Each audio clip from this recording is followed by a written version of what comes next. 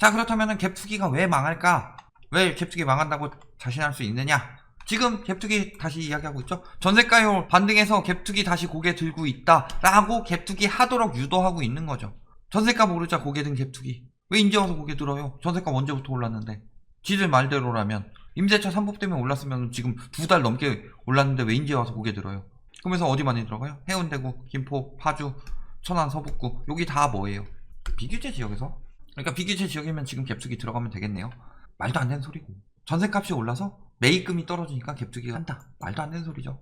자, 그러면서 제일 많이 얘기했던 게 어디예요? 해운대, 김포, 파주. 아까 이야기했던 거기다 뭐 이제 광주도 들어간다고 하고 뭐 서남도 들어간다고 하고 다 찝어줘요 지금. 서울 지역의 부동산 강사가 최근 유튜브에서 두 지역을 꿀단지라고 지목한 탓에 매입에 나섰다. 자, 특사경 뭐 하십니까? 이렇게 기사까지 쓰는데 왜? 특사경도 바빠요. 인원이 얼마 없어요. 그러니까 특사경한테 넘기지 말고 뭐 해야 돼요? 감독기구 설치해야죠.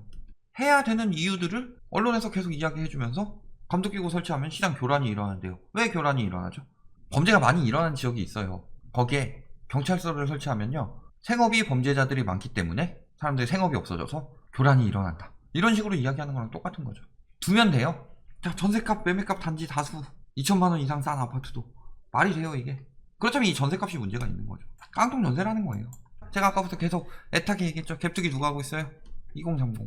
많은 이유 뭐예요? 첫 번째는 낚여서, 두 번째는 자금이 없어서. 일단 실거주로 사고 싶은데 전세도 없어? 나중에 들어가겠다. 세 번째는 불법 증여죠. 3-1 같은 맥락으로 주인전세 같은 경우도 있죠. 주인전세 왜 해요? 예를 들어서 20억짜리 집이에요. 요거 전세 시세 한 10억 정도 하는데 집주인이 빨리 팔고 싶어서 규제 강화되니까 전세를 14억에 들어가 주겠대요. 그러면은 요 차익인 6억에 대해서만 자금 출처 계획서를 내면 되다. 그렇다면은 6억의 출처 계획서를 투명하게 유지할 수 있는 수요는 20억에 비하면 훨씬 많죠. 그래서 나중에 24억 같은 경우 뭐 불법 증여라든가 이런 걸로 메꾼다. 그래도 계획서는 피해가죠.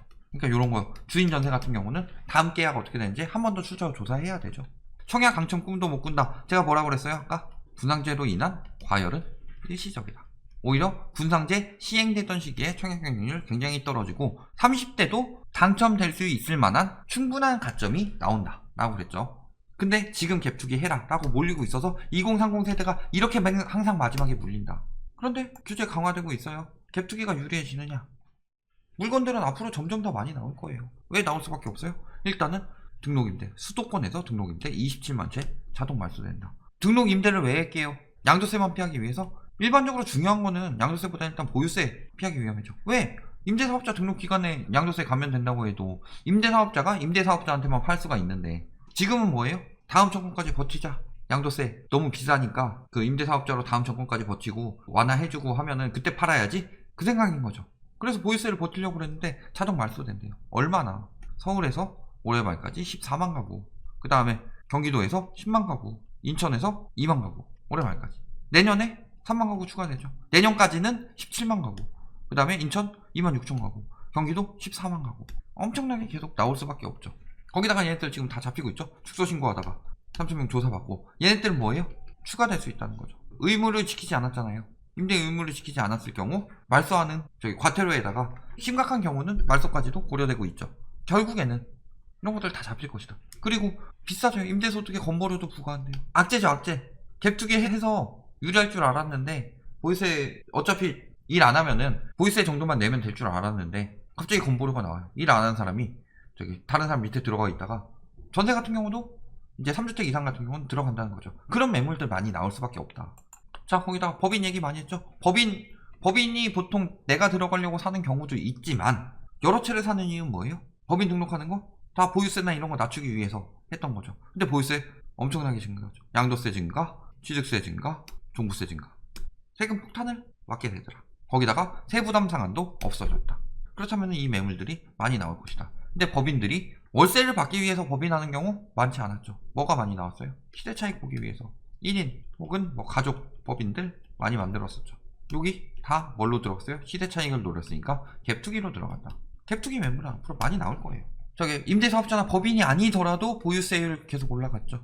다주택의 경우 보통 갭투기 다주택이 많이 들어가죠. 무주택 갭투기도 있긴 있지만 핵심은 다주택이에요. 무주택 갭투기는 나중에 거기 들어가서 살면 되고 다주택 갭투기가 문제인 거죠. 이렇게 올라가고 있죠.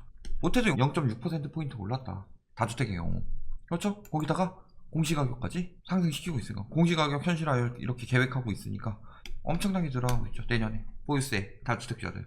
종부세가 엄청나게 인상된다. 사실상 월세가 안 들어오죠. 갭투기는. 그렇다면 그거 내놓는 수밖에 더 있어요. 얼마나 버틸 수 있을까요? 거기다가 실거주 목적으로 계약갱신 거절했다. 갭투기를 해놓고 지금 뭐 전세가 오른다 하는데 계약갱신 청구권을 사용했든 아니면 사용하기 전이든 현재 살고 있는 전세는 대부분 지금 막 폭등한다는 전세 대란이라는 그런 게 적용이 안 된 전세죠. 그렇다면 갭투기 해가지고 내가 실거주 할 거요 사놓고서 실거주 할 거요 해서 세입자 쫓아내놓고 새 세입자 비싸게 들여야지 이런 생각하고 있는데 정당한 이유 없이 집을 매도하면은 민법상 손해배상 책임을 질 수 있다. 계약갱신 청구권을 행사하면 실거주를 하겠다 뭐 이런 식으로 그냥 배짱 부렸는데 거의 2년 살아야 된다 그렇게 배짱 부리는 사람들. 그러니까 2년 내에 뭐 다른 사람 살고 있다든가 이런 거 하면은 바로바로 해서 배상 받으세요. 자 거기다가 다 걸리죠. 특사경 이런 데서 뭐 하고 있어요? 갭투기 함께 혼자 하지 않았죠. 사모펀드 같이 5명이서 여러 채 사들여가지고 등기 나눠서 무주택자 해가지고 예를 들어 5명이서 10채를 샀어요. 그 무주택자 내세워가지고 1주택씩 해서 1주택 해가지고 보유세 아끼고 양도세 엄청나게 아끼고 하다가 걸린 거죠. 100원짜리 페이크 컴퍼니 만들어서 이런 것들 다 잡히고 있다. 자 또 갭투기 20대들 갭투기 많이 하는 거 가능해요? 1억 들고 10억짜리 아파트? 뭐예요? 꼼수 편법증여인데 편법이라고 자꾸 꼼수니 편법이니 이런 말 쓰는데 사실은 불법이죠. 탈세죠. 언론에서 표현하는 거 보면은 다 나오죠. 막 세입자는 악덕 세입자 이런 식으로 하면서 요런 거는 진짜 불법을 행했음에도 불구하고 계약갱신 청구권 사용하겠다. 새로 사는 사람이 실거주 들어온다는데 계약갱신 청구권 사용하겠다. 정당한 권리 사용했는데 악덕 세입자 만들어버리고 그런데 이런 거는 탈세를 위한 불법임에도 편법, 꼼수 이런 식으로 의례적으로 하는 일이냐 하고 있는 거죠. 언론의 의도가 다 뻔히 보이는데 걸리고 있죠. 자 거기다 전세가율 지금 계속 전세가율 올라서 갭투기하기 엄청 용이해졌어요. 아이고 요만큼 올랐어요. 요만큼 올랐죠. 요 수준이요. 올해 중순 수준. 요거 해봤자 올해 초 수준. 언제부터 갭투기 들어갔었는데 이때 수준은 돼야지 갭투기 할 만한 거 아니에요?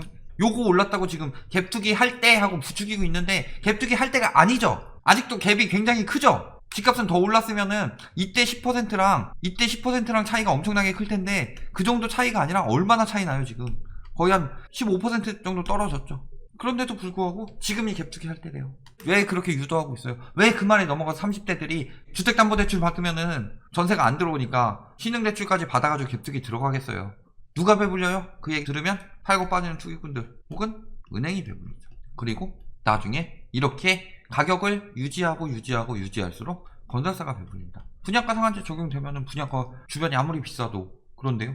완판이 빨리 되잖아요. 엄청나게 몰리잖아요. 빨리 털고 빨리 나오면 건설사 입장에서 굉장히 유리하죠.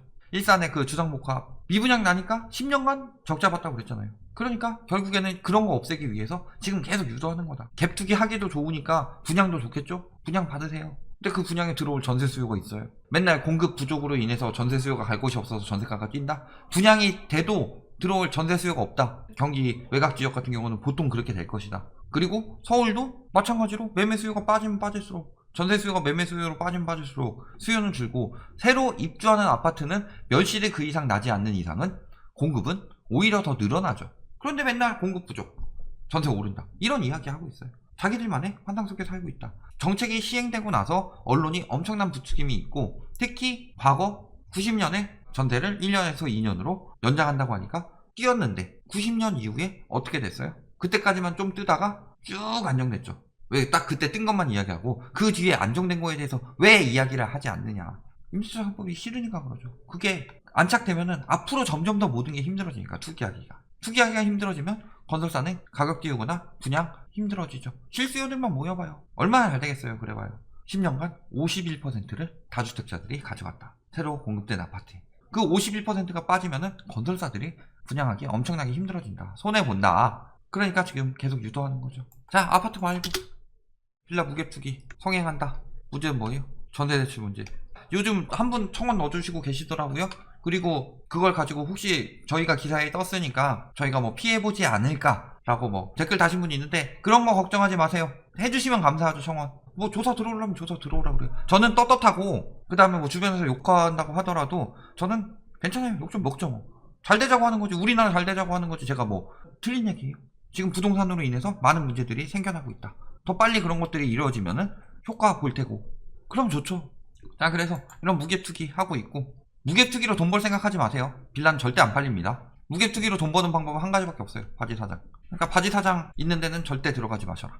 40년 된 다세대 연립 풍선 효과. 요거 사가지고 언젠간 재개발 되겠지. 빌라는 이제 파는 건 글러먹었고, 이거 사가지고 나중에 언젠가 재개발 되면은 그것이 로또가 될 것이다 라고 이야기하면서 업자들이 팔아치우고 있다. 빌라 피 얼마나 받아요? 수천 받아요. 수천. 전세 집값, 무일푼 투자, 투기 급증, 그리고 다 은평 강서구 이런 데들 다 뭐다? 떠넘긴 거다. 전세 받아놓고서 바지 사장한테 떠넘긴 거다. 그래서 걸렸죠. 지금 갭투기 큰손이다. 1년 파헤쳐 봤더니 뭐예요? 무자본 전세 투기법으로 해서 갭투기 해가지고 200여 채, 뭐 400억 정도 된다고 그랬죠. 규모가 뭐였어요? 무자본 전세 투기법이 아니라 처음부터 바지 사장 해가지고 얘는 알 일부 받고서 꽁돈 버는 거고 명의만 가지고 있다가 나중에 이거 다 경매로 떠넘기던가 문제 생기면은 난 못 돌려준다 해가지고 그냥 포기하고서 그럼 내가 이 집 내가 계속 살겠어요 하도록 만들어가지고 다 그거예요. 빌라 무갭투기요? 바지 사장이에요. 바지 사장. 결론 지금까지 보면 뭐예요? 아파트 갭투기? 뭘로 유도하고 있죠? 전세가 오르니까 갭 풀어서 살 때다. 근데 지금 전세가율 절대 아니죠. 살 전세가율 절대 아니다. 누가 많이 사고 있어요? 2030 왜 많이 사고 있어요? 낚여서. 다른 이유 뭐 몇 가지 이야기했지만 낚여서는 안 된다. 불법 증여도 절대 안 되고 나중에 뭐 실거주 하려고 지금 미리 갭투기 해놓는다. 갭으로 사놓는다. 집값 떨어지면은 후회할 수밖에 없죠. 그 다음에 빌라 갭투기 둘 중에 하나예요. 바지 사장 아니면 진짜로 뭐 무갭투기나 뭐 이런 거 들어가는 사람인데 일단 첫 번째 바지 사장 이거는 뭐 갭투기라고 볼 수도 없죠. 그리고 요것도 많진 않고 요거 들어가는 사람은 진짜 바보 중에 바보죠. 왜? 얘는 그래도 리베이트라도 받는데 얘는 리베이트도 안 받고 그러면 그 R은 누가 다 먹어요? 무갭투기한테 판 사람이, 판 업자가. 이거야말로 진짜 바보 중에 바보죠. 바보.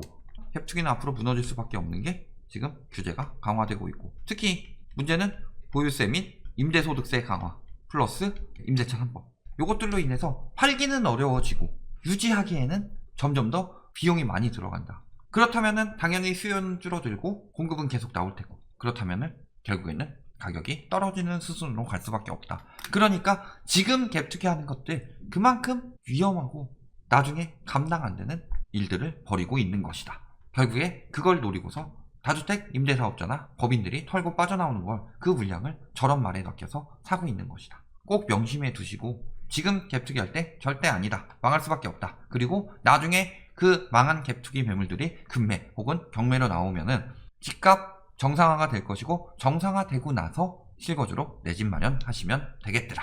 여기까지 말씀드리겠습니다.